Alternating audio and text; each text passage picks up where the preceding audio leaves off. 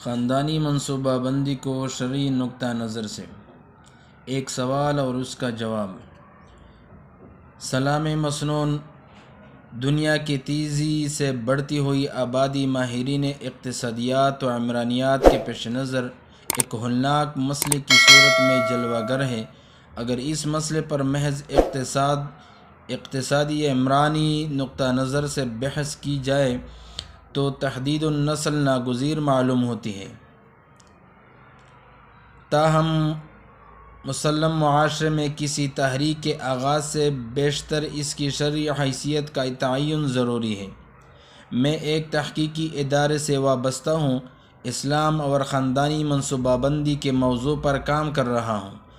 میرے پیش نظر کوئی سیاسی مصلحت نہیں، ہر قسم دباؤ سے بے نیاز ہو کر محض دین کی خدمت کے جذبے کے تحت میں نے اس کام کا بیڑا اٹھایا ہے۔ اس عظیم ذمہ داری سے عہدہ برآ ہونے کے لیے مجھے ہر وقت علماء وقت کی رہنمائی کی ضرورت ہے۔ امید ہے کہ آپ اپنے قیمتی وقت میں سے کچھ لمحات نکال کر میری رہنمائی کے لیے مندرجہ ذیل امور پر روشنی ڈالیں گے۔ نمبر 1، آپ کے خیال میں خاندانی منصوبہ بندی مذہبی نقطہ نظر سے جائز ہے یا ناجائز؟ نمبر 2، احادیث رسول اللہ صلی اللہ علیہ وسلم کی روشنی میں غزل کی شرعی حیثیت کیا ہے؟ نمبر 3، فقہائے کرام نے کن صورتوں میں ایک شادی شدہ جوڑے کو عزل پر عمل پیرا ہونے کی اجازت دی ہے؟ نمبر 4، آیا تحریک کی صورت میں ضبط تولید کے مختلف طریقوں کی ہماگیر اشاعت شرعی نقطہ نظر سے جائز ہے یا نہیں؟ نمبر 5، اگر نہیں تو اس سے کون سی خرابیوں کے پیدا ہونے کا احتمال ہے؟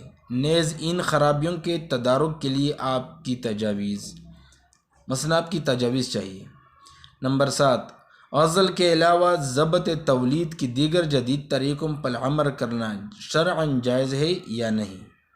تو اس کے جواب میں فتویٰ دیا گیا ہے دارالفتاء دارالعلوم حقانیہ مولانا مفتی محمد فرید صاحب، جس کا جواب ہے آن جناب کا سوال نامہ ملا۔ خاندانی منصوبہ بندی کے بارے میں ہماری رائے جو شرعی نصوص اور فقہائے امت کی آراء پر مبنی ہے حسب ذیل ہے۔ دنیا کی تیزی سے بڑھتی ہوئی آبادی کے ہولناک نتائج کی بنا پر تحدید النسل کرنا، جبکہ جبری اور حاکمانہ طور پر ہو یا تحریک کے طور سے ہو، مسلمان کے شایان شان نہیں ہے۔ ایک موحد اور مسلم قوم کے لیے یہ ہرگز زیبا نہیں کہ افلاس اور تنگ دستی کے خطرے کی بنا پر مشرکین عرب کی طرح واد خفی میں مبتلا ہو۔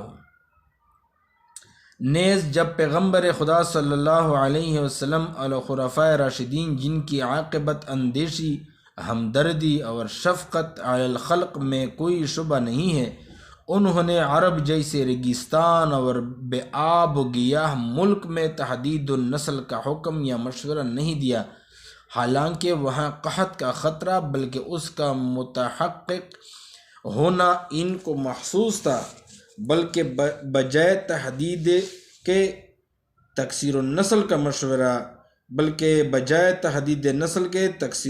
کا مشورہ دیتے ہوئے فرمایا تزوجوا الی آخرہ۔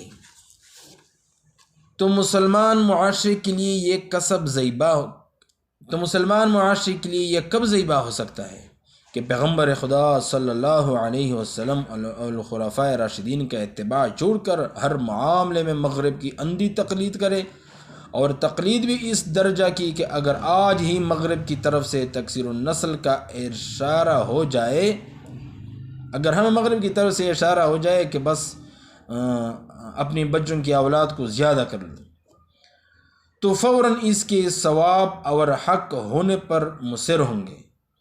الغرض اس مسئلے کا حل اقتصادی و عمرانی نقطہ نظر سے تحدید نسل نہیں، جو شان رازقیت خداوندی پر اعتماد اور توحید کے خلاف ہے، بلکہ اس کا علاج یہ ہے کہ خداوند کریم نے اس زمین اور کائنات میں رزق و معاش کہ جو بے انتہا اور بے حد و حساب خزائن ودیعت فرمائے ہیں، خدا کی دی ہوئی عقل و ادراک سے کام لے کر رزق بڑھانے اور زیادہ سے زیادہ پیداوار فراہم کرنے کے ذرائع کام میں لائے جائیں۔ بنجر زمین قابل کاشت بنائیں، زمیندار کی زرعی ترقی کرنے میں رہنمائی کریں، زمین کی غیر ضروری پیداوار از قسم تمباکو کی تحدید یا اس کا خاتمہ کر دیں، جس پر انسان کی بنیادی ضروریات کا کوئی مدار نہیں۔ اس تمہیدی بحث کے بعد بالترتیب جوابات مختصراً عرض کیے جاتے ہیں۔ نمبر 1، حکیمانہ اور جبری طور سے نیز ہماگیر اور اجتماعی تحریک کے طور سے ناجائز ہے، اور بلا جبر و اکراہ انفرادی طور پر کسی ضرورت کی بنا پر جائز ہے۔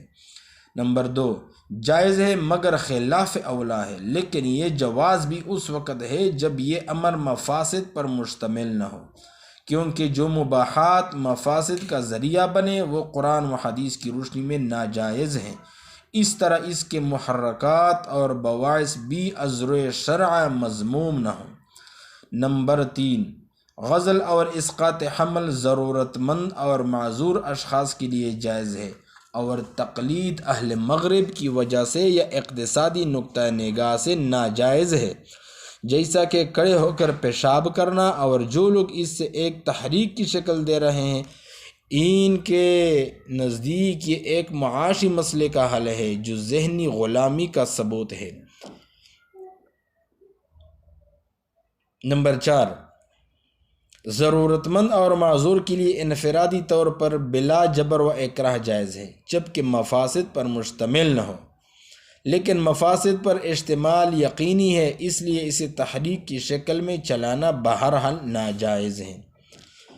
نمبر 5، اللہ تعالیٰ کی صفت رازقیت اور صفت تقدیر سے غفلت اور کثرت زنا کی لعنت اس کے اہم مفاسد ہیں، جن کا تدارک اگرچہ زبانی طور سے ممکن ہے لیکن عملی طور سے ناممکن ہے۔ نمبر 6، صاحب عذر اور ضرورت مند کے لیے دوسرے طرق بھی انفرادی طور سے جائز ہیں، البتہ جو طریقے مفاسد پر مشتمل ہوں، جیسے نسل بندی کی صورت یا مستقل طور پر قوت تولید زوج یا زوجہ کا خاتمہ کرانا، جو از قبیل تغیر فی خلق اللہ بھی ہے، اس کا ارتکاب ناجائز ہے۔ اس قسم پر استعمال ضروری ہے، لہٰذا ہم اس تحریک کے جواز کا فتویٰ نہیں دے سکتے۔ جو لوگ نصوص کتاب و سنت اور فقہاء کرام کے اقوال و آراء کو کھینچ تان کر اپنی مطلب برآری کے لیے اس تحریک کا جواز ڈھونڈنا چاہتے ہیں، ان کی تحقیقات کا وجود دراصل تاویل و تحریف ہے، لیکن کوئی اعتبار نہیں۔ مولانا مفتی محمد فرید صاحب، مفتی دار العلوم حقانیہ، اکوڑا خٹک۔